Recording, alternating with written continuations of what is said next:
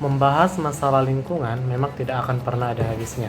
Apalagi kondisi lingkungan di sekitar kita yang saat ini semakin memprihatinkan, sudah sepantasnya memang menjadi bahan renungan untuk dicari bagaimana jalan keluarnya. Salah satu contoh solusi yang saat ini sudah banyak diterapkan yaitu dengan membuka bisnis berbasis lingkungan dan sampah. Lingkungan merupakan salah satu hal yang secara langsung akan mempengaruhi kesehatan kita. Seperti yang kita ketahui saat ini, bahwa grafik dari adanya kerusakan lingkungan, kesehatan dan juga usaha yang kita lakukan untuk membenahinya adalah tidak seimbang. Maka dari itulah perlu adanya banyak inovasi untuk mengatasi permasalahan lingkungan ini. Bentuk usaha nyata yang saat ini cukup banyak membantu mengurangi adanya pencemaran lingkungan, yaitu dengan membangun sebuah usaha yang mana berbasis pada kesehatan dan perlindungan terhadap lingkungan, atau sering juga disebut dengan bisnis yang ramah lingkungan. Bisnis yang ramah lingkungan memiliki daya tariknya tersendiri dan juga sangat menjanjikan.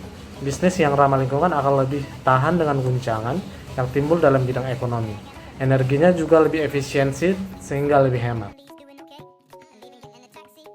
Pabrik tahu yang beralamat di Jalan Flamboyan Raya, Pondok Batu nomor 6 Tanjung Selamat Medan mengalami masalah dalam etika perbisnisan. Pabrik ini sudah berdiri kurang lebih sekitar 30 tahun dan memiliki 12 tenaga kerjanya, yang masing-masing memiliki peran dan tugas yang berbeda. Pabrik tahu ini berada di lokasi yang kurang strategis karena selain lokasi menuju akses tempat pabrik tersebut yang sangat sempit dan ditambah lagi dengan lingkungan sekitar yang tidak bersih. Selain itu ada juga terdapat aliran sungai yang di pinggirannya itu banyak sekali berserakan sampah-sampah penduduk setempat. Selain dari banyaknya sampah-sampah yang berserakan, bekas air pembuangan dari pencucian tahu dan kacang kedelai tersebut mengalir ke sungai dan mencemari lingkungan sekitar. Selain itu, tempat di dalam pabrik tahunya sangat tidak bersih dan tidak higienis karena tong ataupun baskom untuk perendaman tahu dan kacang kedelainya sudah sangat kotor. Dan pada saat pencucian tahu dan kacang kedelainya, para pekerjanya tidak memakai sarung tangan ataupun pensteril lainnya. Ditambah lagi dengan pabrik tahunya tersebut bergabung dengan bank kelas yang dimana dapat mengganggu aktivitas pabrik tersebut. Teori utilitarianisme yang berasal dari bahasa Latinnya itu utilis, yang berarti bermanfaat. Menurut teori ini, suatu perbuatan adalah baik jika membawa manfaat.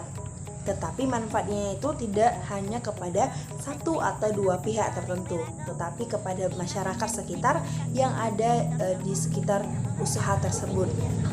Jadi, sedangkan pabrik tahu yang kami angkat ini tidak menerapkan teori tersebut. Mengapa? Karena tidak memberi manfaat pada masyarakat sekitar dengan membuang sampah sembarangan dan kepada di aliran sungai. Jadi ini menyebabkan polusi dan pencemaran lingkungan. Teori deontologi. Istilah deontologi berasal dari perkataan Yunani, yaitu deon, yang berarti kewajiban atau sesuatu yang diwajibkan. Tokoh teori deontologi adalah Immanuel Kant. Dalam teori ini, yang menjadi dasar baik dan buruknya suatu perilaku itu adalah kewajiban. Suatu perbuatan itu baik, dan karena itu kita wajib melakukannya. Sementara perbuatan buruk, maka dilarang bagi kita.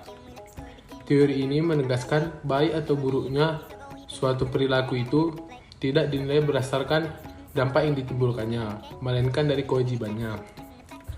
Maka dari itu, pabrik tahu melanggar teori ini, karena pada hakikatnya setiap orang wajib menjaga kebersihannya. Namun dalam hal ini pabrik ini tidak menjaga kebersihannya dengan tetap bekerja tidak menggunakan sarung tangan dan membuat tahu-tahunya itu menjadi tidak higienis. Selanjutnya saya akan menjelaskan tentang teori etika, di mana teori ini adalah pendekatan yang dilakukan oleh suatu perusahaan untuk mengevaluasi suatu tindakan, kinerja, dan strategi yang dilakukan oleh perusahaan sudah benar atau salah menggunakan kaidah hak individu. Nah, hak individu ini tidak dapat direbut oleh orang lain secara paksa maupun dengan alasan apapun.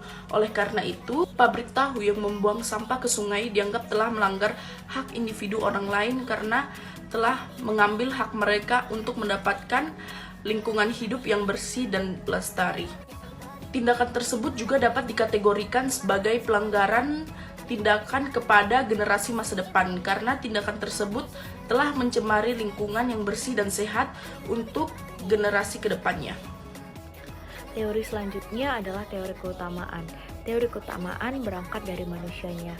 Teori keutamaan tidak lagi menanyakan tindakan mana yang etis dan tindakan mana yang tidak etis. Nah, teori ini juga tidak lagi mempertanyakan suatu tindakan, tetapi berangkat dari pertanyaan mengenai sifat-sifat atau karakter yang harus dimiliki oleh seseorang agar bisa disebut sebagai manusia utama. Nah, contoh sifat keutamaan antara lain kebijaksanaan, keadilan, dan juga kerendahan hati.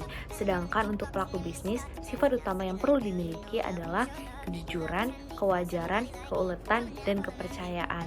Nah, di pabrik tahu yang kami angkat, mereka melanggar teori ini karena mereka tidak bijaksana dalam mengelola kebersihan pabriknya. Karena mereka masih menggunakan tong atau baskom yang masih kotor saat mencuci kacang kedelai.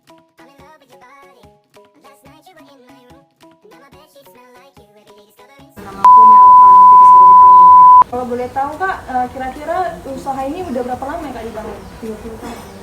Oke. Untuk jumlah pegawainya ada berapa Kak? Sekitar 12 atau 15 orang, kurang lebih ya. Oh, kurang lebih 12 orang ya Kak. Kalau kira-kira untuk gajinya per orang itu beda-beda atau disamain? Beda-beda dari 100.000 ke 150.000. Oke, jadi yang buat bedain itu apa Kak? Beda pekerjaan. Ya mungkin pekerjaan supir atau membalik atau cetak, masak, beda. Menurut kami masalah di pabrik kakak itu kurang higienis ya kak ya, karena pekerjanya belum memakai sarung tangan pada saat bekerja. Kakak gimana ya? Oh iya, memang para pekerja saya belum memakai sarung tangan. Mungkin kedepannya kami akan memakai sarung tangan. Lalu masalah yang ada dalam usaha ini yang mengganggu masyarakat sekitar kira-kira apa ya kak? Masyarakat di sini suka buang sampah di sungai. Jadi kami pun mengikut buang sampah di sungai.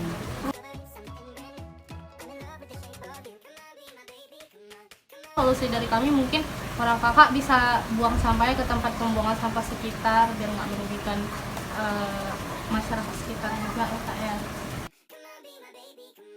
Kalau tahu ini kan ada ampas gitu ya Kak. Jadi kira-kira ampasnya itu dibuang kemana gitu atau dijual kemana? Kami ampasnya kami jual ya.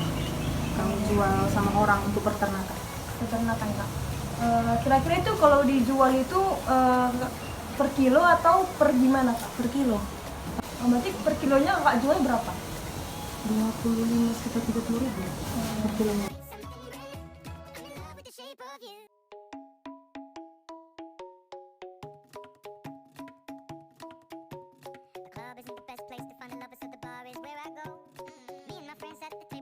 Kami harap kakak bisa menerima solusi dari kami di pabrik tahu ini ya kak ya. Maaf sebelumnya kalau kami ada menyinggung atau omongan yang gak enak hati gitu kak ya.